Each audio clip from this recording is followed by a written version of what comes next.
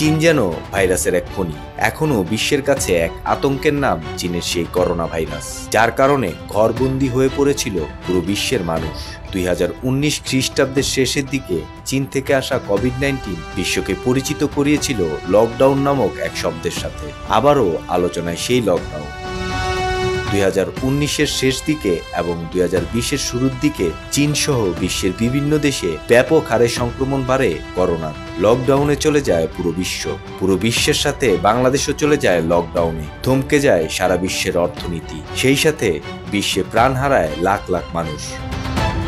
এটা নতুন কোনো ভাইরাস নয়, এমনকি এ নিয়ে বাংলাদেশে উদ্বেগের কোনো কারণ নেই। শ্বাসতন্ত্রে ছড়ায় এমন অন্যান্য ভাইরাসের মতোই নতুন এই ভাইরাস, বলছেন বিশেষজ্ঞরা। অনেকটা ইনফ্লুয়েঞ্জা ধরনের ভাইরাসের আক্রমণের মতোই, যার উপসর্গ হিসেবে জ্বর, সর্দি, কাশি, ঠান্ডা হয়ে থাকে। কোভিড-19 একেবারে ভিন্ন ও নতুন আবহের ভাইরাস হওয়ায় এর প্রাদুর্ভাব ও মহামারীর রেশ এতটাই বিস্তর হয়েছিল। তবে HMP নিয়ে আতঙ্কিত না হওয়ার পরামর্শ দেন বিশেষজ্ঞরা।